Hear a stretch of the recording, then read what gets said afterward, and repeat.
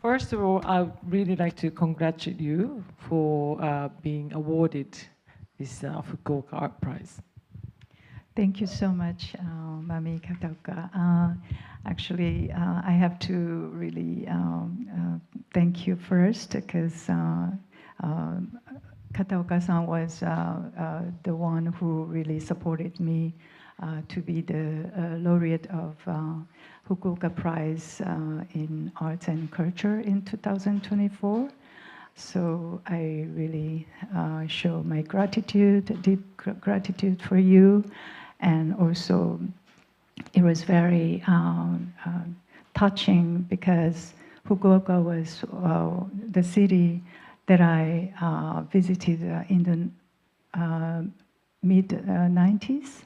And also the Fukuoka Asian Art Museum is the first museum that collected my work as an institution. And I'm also very impressed and moved to see my work from the 90s installed in this museum right now.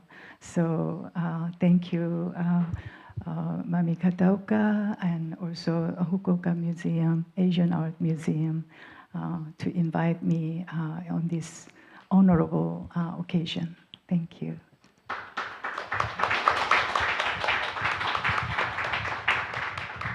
And to look at your longer career, it's very precious opportunity for us to have you here today in Fukuoka and talk through what you have done and where you are now.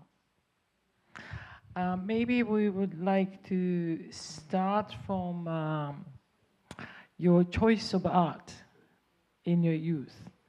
And you entered to the university and you already started to envision you be an artist. Well, I always liked to draw or, interested in art, but was interested in everything actually. When I was little, in music, in language, science and performance.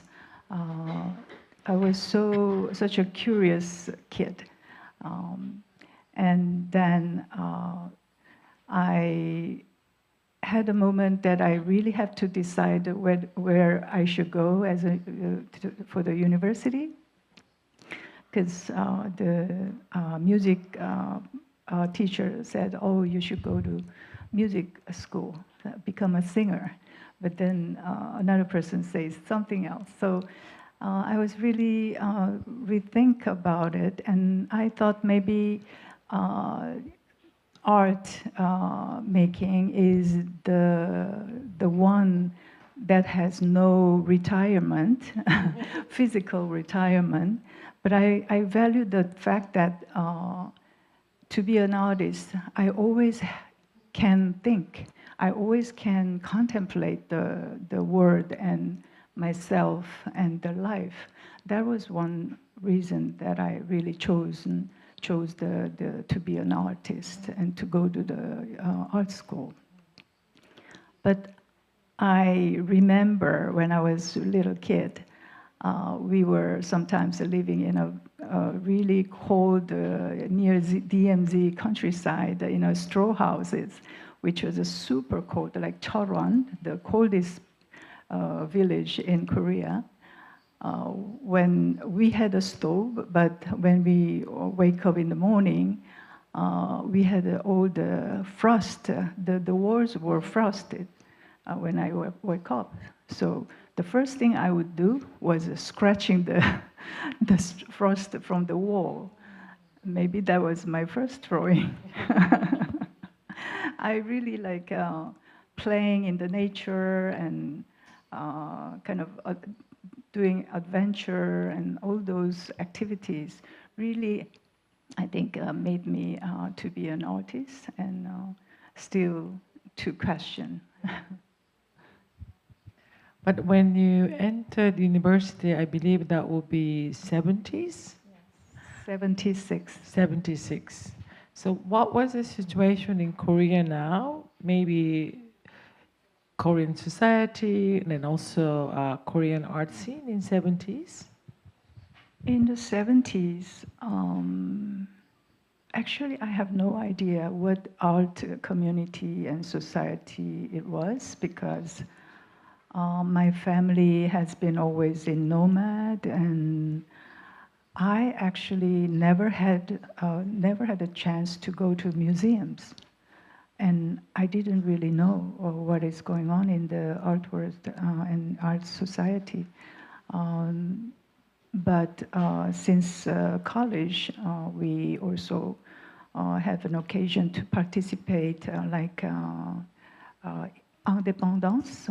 That was also started around that time, and also in the late 70s, there was a Daegu Contemporary Art Festivals.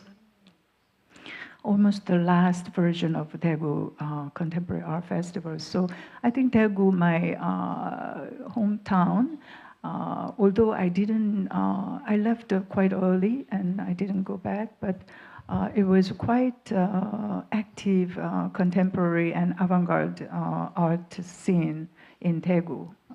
And I think it's in a way coming back a little bit, but that's what I experienced at that time.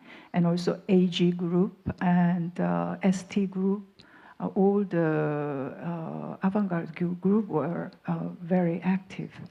And I had friends and colleagues and professors who were involved with that activities. And I was just a part of that kind of a community. Although I wasn't really participate as a major group, but from time to time I also collaborated.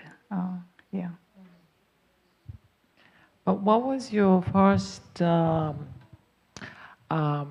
like type of works? We were seeing some of the images from your earlier work of you already using fabric, but you didn't go to painting, or? Of course, I learned all the processes of oil paints and using different materials, but I've been having trouble finding my own way of expression and finding my own methodology as a painter. So I've been experimenting many with the Korean rice papers or plexiglass or wood or film and performative photos and installation at the time. But none of them was really identifying with what I really want to convey. So that was also the time that I was very focused on the structure of the painting as a painter, the surface of the painting that is woven as a fabric, the vertical and horizontal threads. And also, I've been always questioning, in front of the canvas, which is always confrontational. It could be the other, it could be also the wall, it could be boundary, border, and so on. So all these questions has been, in a way, evolved while I was practicing as an artist, doing sewing or wrapping or performing and so on, because those questions are also already there on the surface of the painting. And also the way I started the sewing was also very, for me, important moment because when I was very much involved with the questions of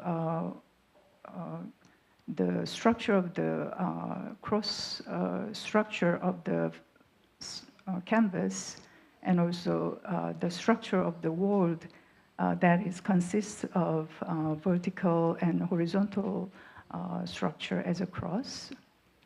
I've been looking into inner structures all the time in our daily life and also our language system, or the structure of the furniture or architecture, or the structure of the nature.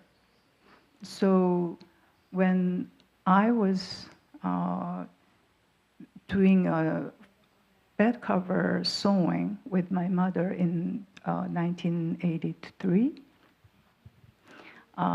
when I was about to push the needle onto the fabric, I had an amazing, exhilarant almost electric shock that seems to come from the universe that hits my body onto this needle point that touches the fabric. So it was like almost thunderstorm for me. And that was the moment that all my questions and my search, in a way, met with the point of the fabric structure, which is vertical and horizontal, with that vertical axis that is the needle. So from that moment, I thought I found my own methodology that I could convey the structure of the canvas and measuring the depth of it, and also develop from there. So that practice actually enabled me to go beyond just sewing, but wrapping, because sewing is, in a way, wrapping the surface with the threads, cyclical movement, in and out and back and forth, questioning and answering. So those circulative action enabled me to do this wrapping series of Korean folklore object pieces.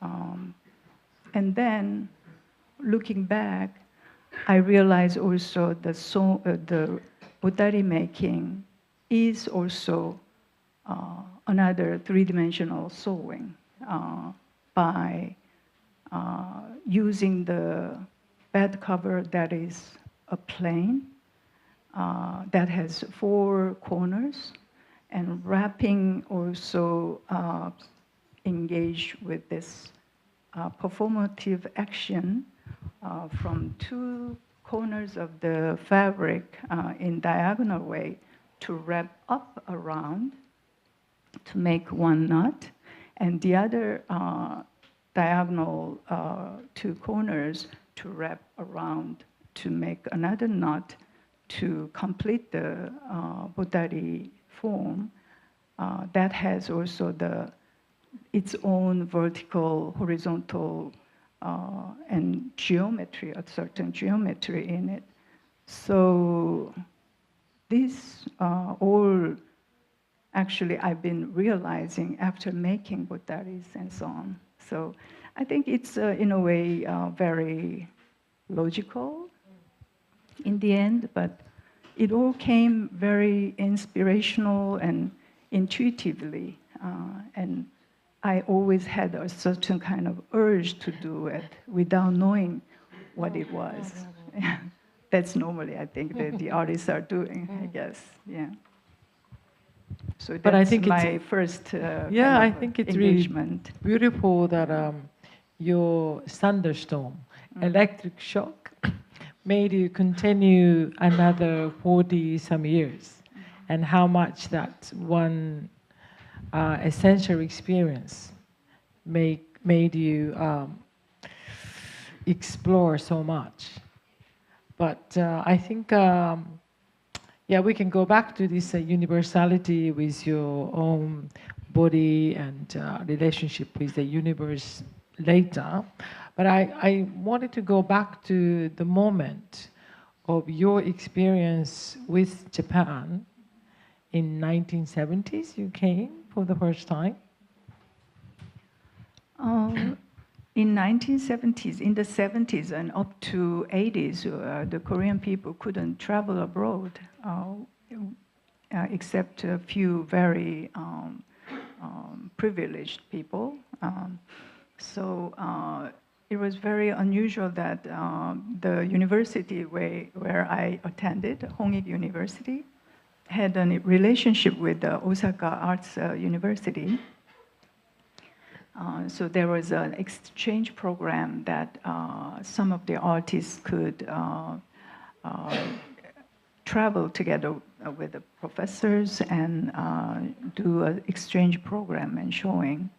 So it was the occasion I came for the first time to Japan. And I was actually quite surprised because up till then, I thought Asianness and Asian country are almost similar, you know. But in the end, I found so much difference between Korea and Japan, although there's a lot of similarities in general as an Asian, but in terms of color sensibility, Japanese are always like prefer something very modest and neutral and muted color tones, and Korean color spectrums are very vivid. You know, sometimes we also use a lot of white color, but we have a very strong color patterns, and also all the craftsmanship is very, very refined in Japan, and the finish is really into perfectionist. And Koreans are always almost like a wabi-sabi kind of a spirit, and there's always empty spot, empty, and something that doesn't match. You know, always have some kind of room in a way, like a bit rustic kind of formation and structure. So from that moment, I was interested in digging into Korean structure and tradition and color spectrums. So I was focusing on 오방색, which is 5 cardinal directional color spectrum. And also our language, Korean language, consists of 3 elements, which is more like Taoist and Confucianist elements. The earth, the sky, and the human as the horizontal line, vertical line, and also dot. That consists of our alphabet, and also the yin and yang relationships and formations about the cosmic alignments we have in our even flags. So I was really into it, and that really made me go deeply into color, and maybe it resulted my light project these days. Yeah, it's interesting that all these Obansek idea and fundamental elements of the universe is so essential to Korean sense of color, but also, as you said, this idea of 5 essential elements of the universe is in common in Buddhism and some other religion in Asia. So it's interesting to know that you started to come to Japan and you started to realize your Koreanness. it often happens when you go outside of your boundaries, and then you started to think who you are.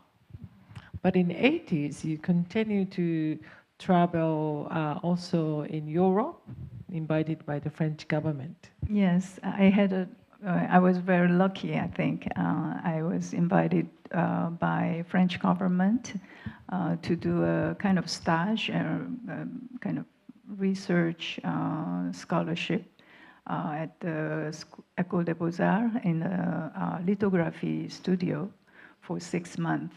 So that was the moment that I first really personally encountered all the European masters' paintings and masterpieces, which I've been learning from school to see with my eyes. And that was also important because I've been also traveling quite a lot in European countries. But then that was the moment that Paris Biennale's last edition was happening in 1985. And I encountered John Cage piece. In Korea, actually in our school, there was nobody who can teach John Cage, actually. But I knew that he's avant-garde musician, but never heard of any music of his or any pieces I've seen. So I was very curious to see it. And there was one white container, like a 20 feet size container. And I was entering, expecting to hear something. And there was no sound. There was nothing but kind of a statement along the corner of the containers, which says in white and black letters, that says, whether you make it or not, the sound is heard. As I see that statement, I was completely astonished and shocked, and also immediately acknowledged John Cage's the masterness. So that phrase came back to my mind constantly for a long, long time. Whenever I was doing my work, and I was always recalling that phrase, and made me question, how could I make a work without making it? How could I do a artwork without doing it? So that was really like a fundamental question throughout my career. So I think my way of doing as non-doing is very related to that experience and affected by it. So that mid-80s encounter with John Cage was a huge impact to my practice. Yeah. I think to think about making art, not making art, or form or formless, will also probably continue towards your recent light project, because there's no form of art, and it's always created by the given space. So we can talk about it later. Then in 92, you stayed quite long in New York for PS1. Yes, we stayed 1 year and a half. Actually, 1 year program of PS1 residency, but I stayed 6 more months, so 1 year and a half. Yeah. And that was also became important sort of a starting point that Botali became your signature work. Because up to that time, I've been still doing sewn pieces, that could be hung on the wall, or wrapping objects around to install using the used Korean colorful fragments of fabrics for my pigment in a way. So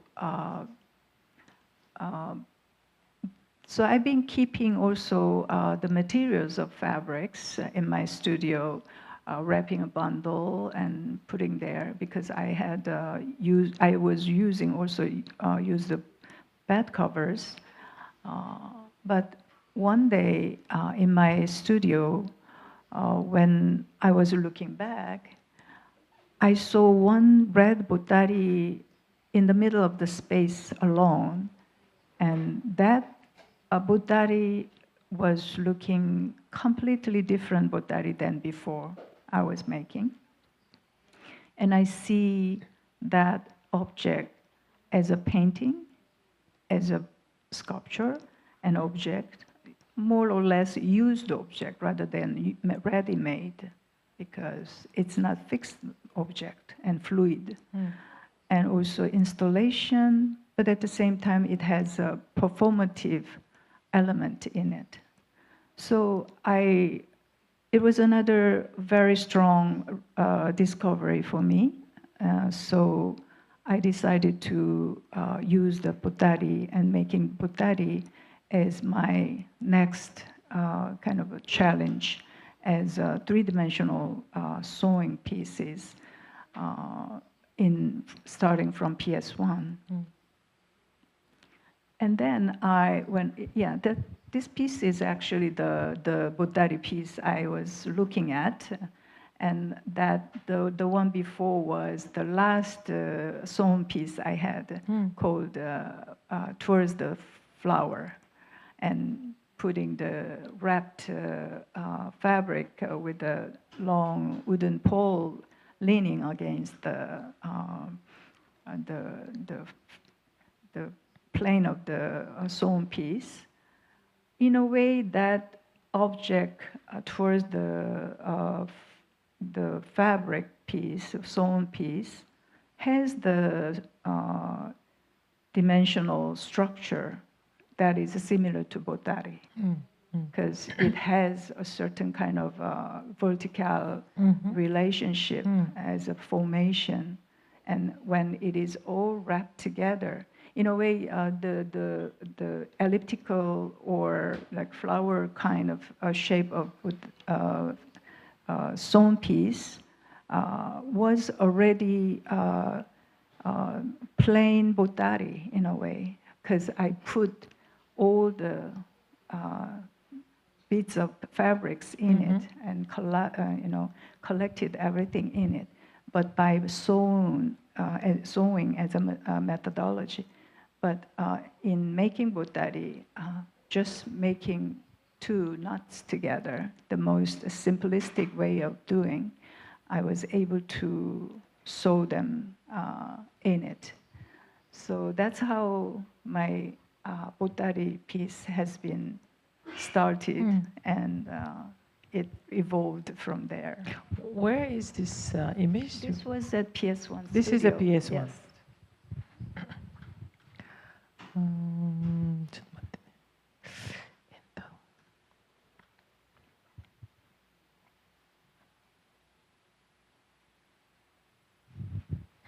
And then this is actually the pieces I've been doing after returning to Korea. I see. After PS1. And I did a series of botari installation in Gyeongju, in Oksan, Sewon, and Yangdong village in Korean traditional houses, just for my own record. But I filmed this to record as my documentation of daily life. But after returning to the studio and reviewing it, I realized that the action I was doing in that looks like my body. It shows like my body, almost like a symbolic needle that weaves the big fabric of nature.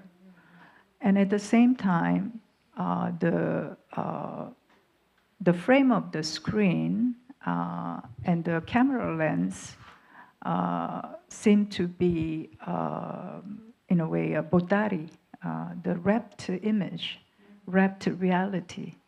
So that was the new discovery I had after physical bodhari making. And I started seeing the video frame and video making as a bodhari making.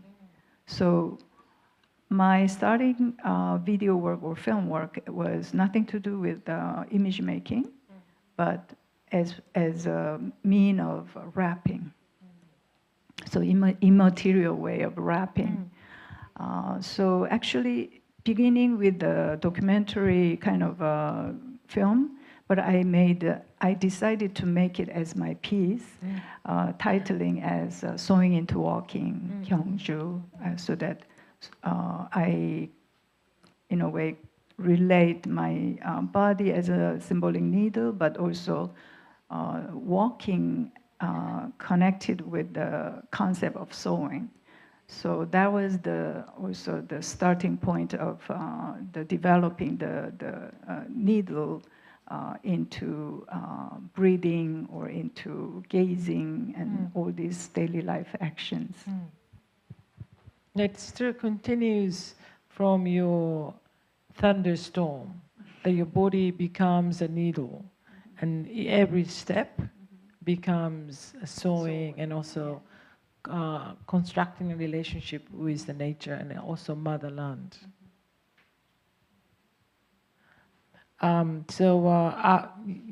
You were in New York. This video just before was also the piece I did in Akira Ikeda Gallery in Daura, the bed covers and bodhari pieces that also has different notions by wrapping and unwrapping. Because the bodhari I'm using, the material I'm using is mainly only actually used bed covers from newly married couples, but mostly abandoned bed covers. So it's a kind of, in a way, frame of our lives where we get born, live, love, dream, suffer, and die. So it kept also the bodily memory, also like the condition of humanity in it. So wrapping and unwrapping bodhari also was always related to our body and life, daily life, and our destiny in a way. Because also by wrapping it signifies it's about to leave, also to keep precious things in it, but also just arrived. It can be also signified just arrived from somewhere to rest. But when the bed cover was opened, like the installation before, it also symbolizes the family, rest, and also settle down, and so on. So by wrapping and unwrapping, it creates totally opposite concept of using the fabric. It also shows permanence and impermanence, and settlement and nomadic. Yeah. Nomadic, yeah. And also ephemerality of life. And it also has a time component, as it can be also a wrapped memory as a past, but also as a present moment, but also for the future. It also signifies future. So it has also time component in it. I think the 90s is also a very important time for Korean society, and from dictatorship and also in 1980s there was a Gwangju incident.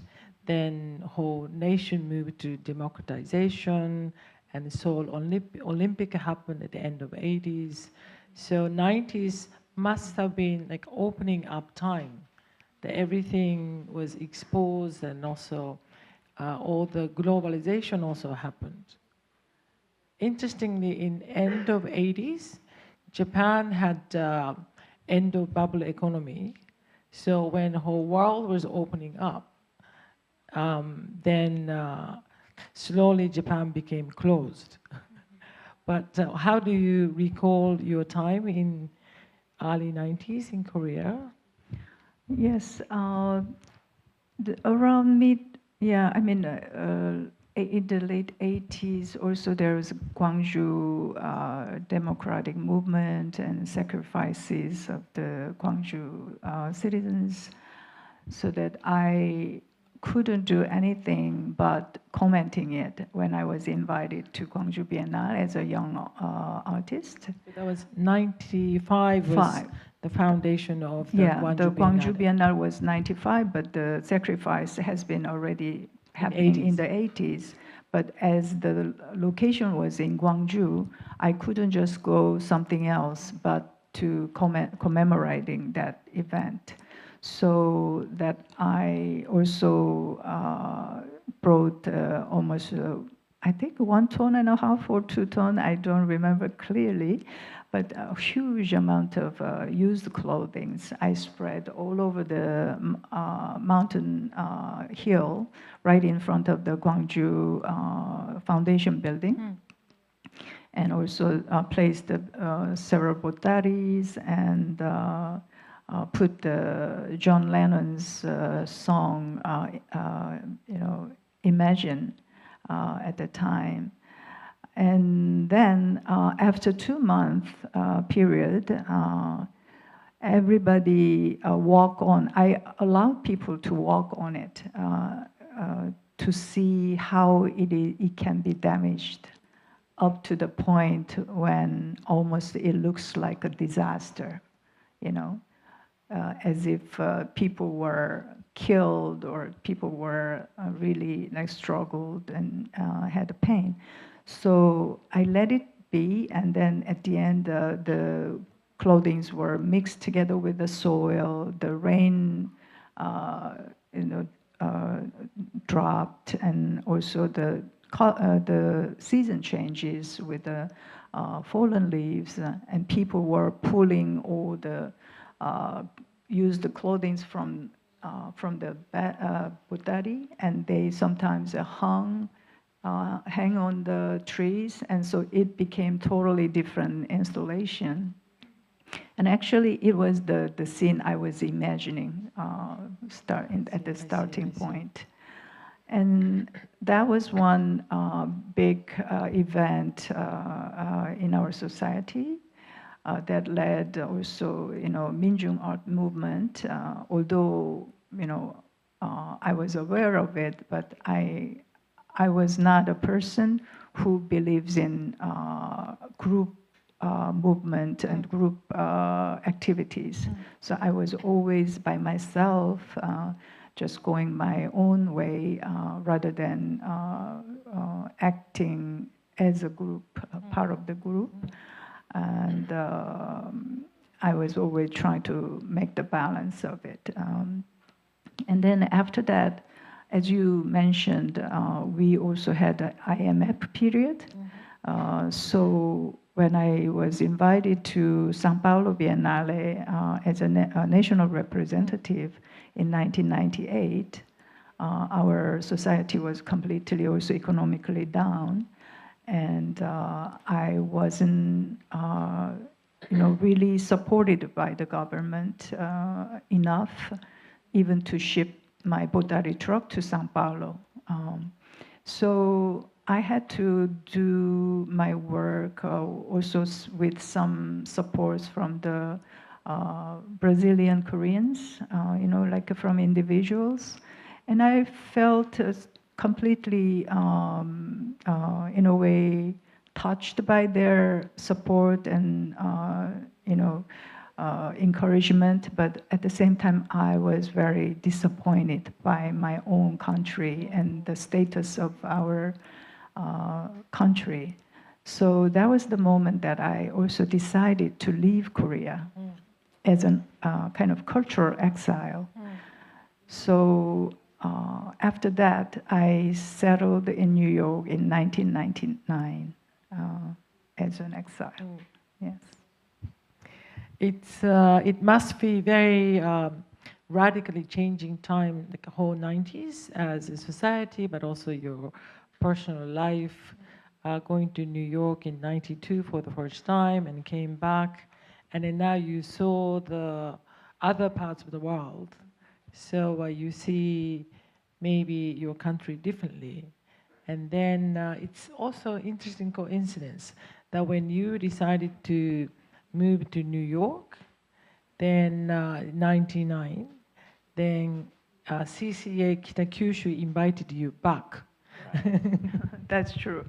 Japanese people again supported me because I was always thinking at that time that my country doesn't support, but the Japanese people always support me, and they understand what I'm doing. So I was always very touched, and that was the moment that I came back to Kitakyushu to do commission work.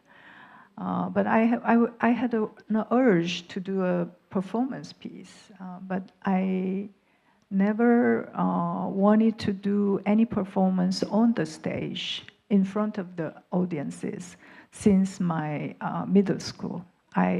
At that time, I decided I will never go on the stage.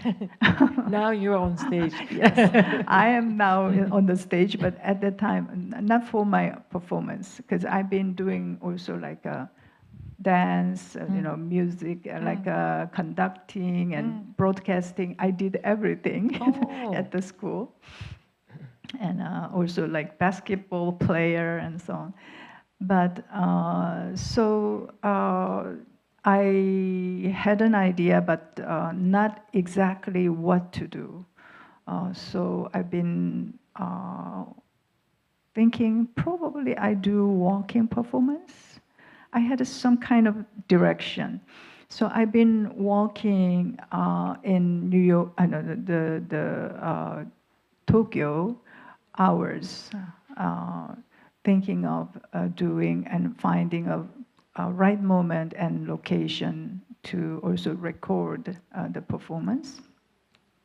But I also planned to do one in the nature, which was done on the limestone in Kitakyushu that I laid down, as you could see in the museum exhibition, and the one standing still performance in Shibuya in Tokyo.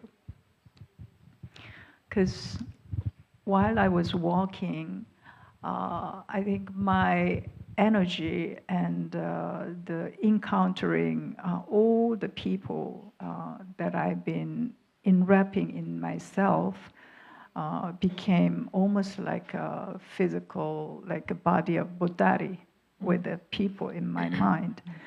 And when I arrived to Shibuya area, where hundreds of thousands of people are coming and going, I was totally overwhelmed by the humanity, and I had to stop right there.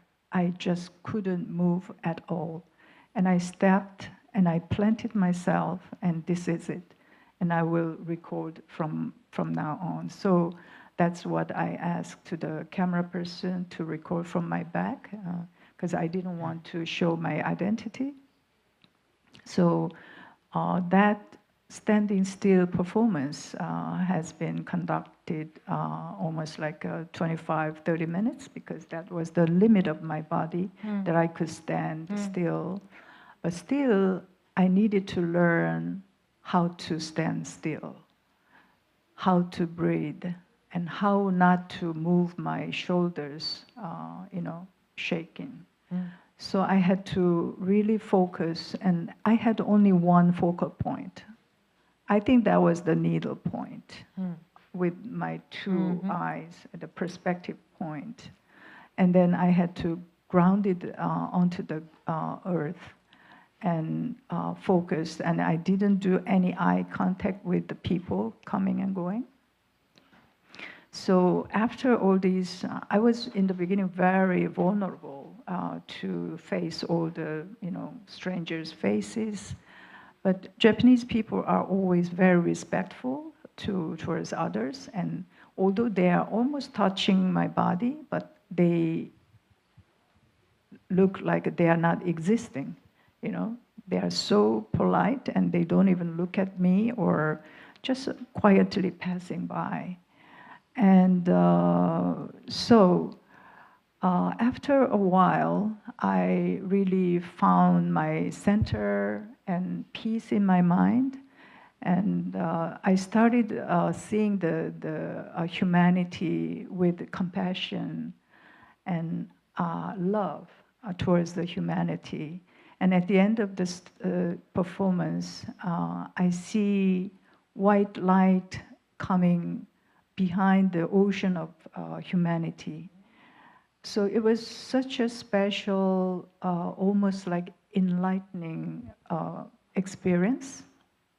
So at the end of the performance, I was completely transformed as a different person.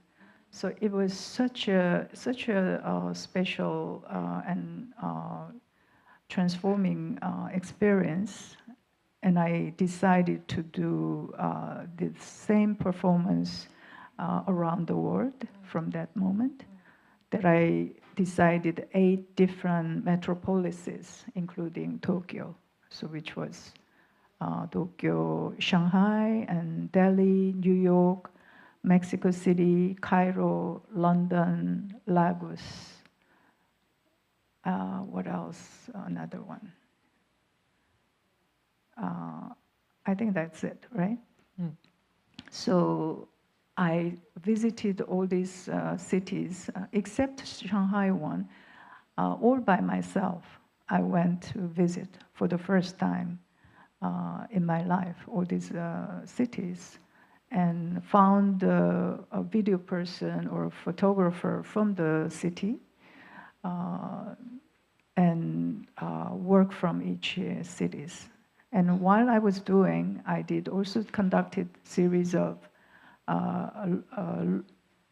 beggar woman and also homeless woman performance.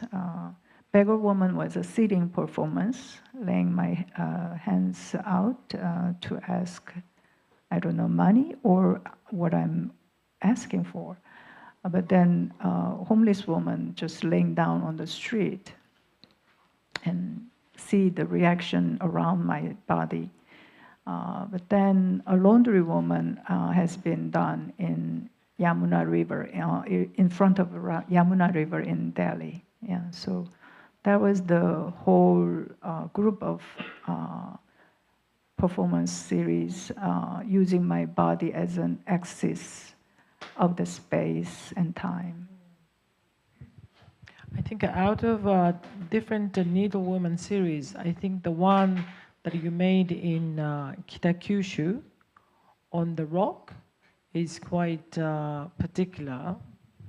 And yeah, something we can see upstairs, same floor. I forgot, but downstairs, downstairs. I think it's great to see your first Needle Woman from Shibuya and then also Kitakyushu at the same time from the different side of the screen. I hope you have a chance to visit. And yeah. Can you talk about the one in Kitakyushu?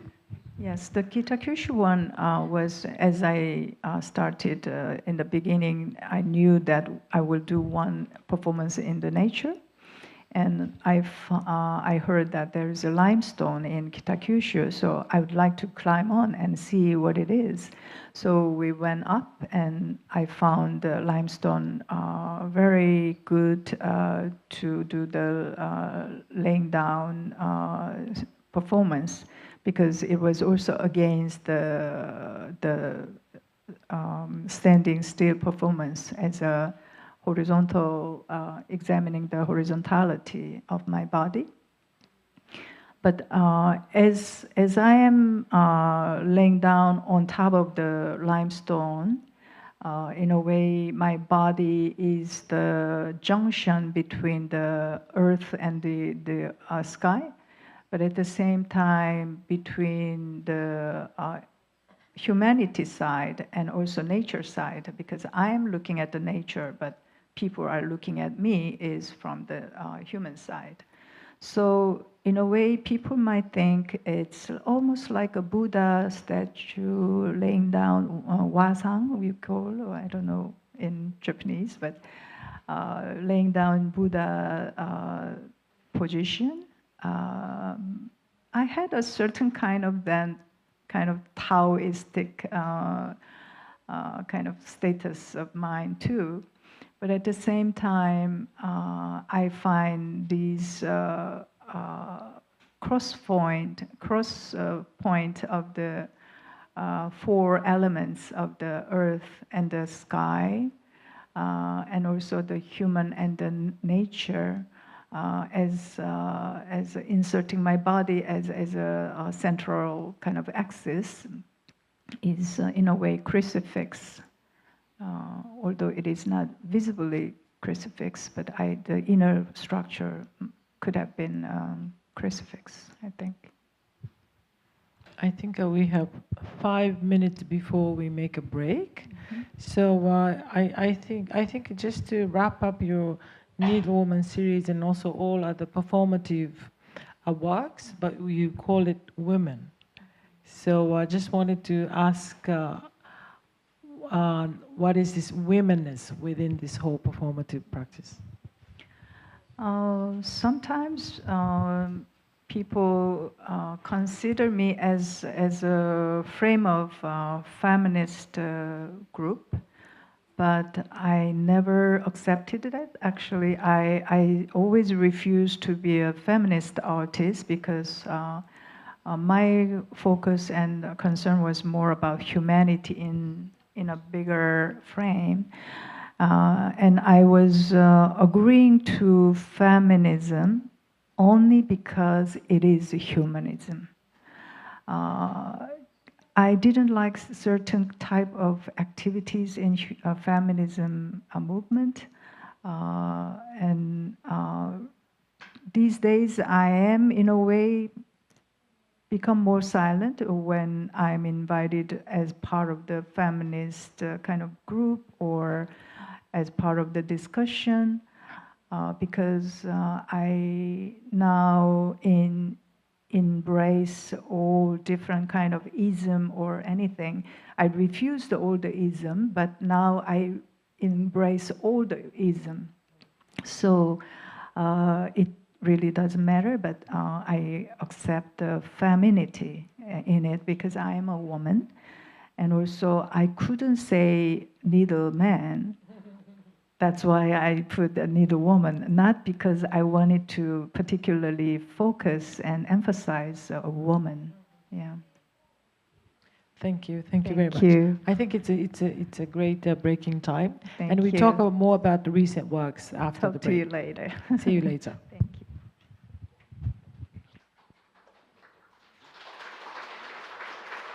ありがとうございました。それではキムスージャ氏、片岡氏、ご講談ください。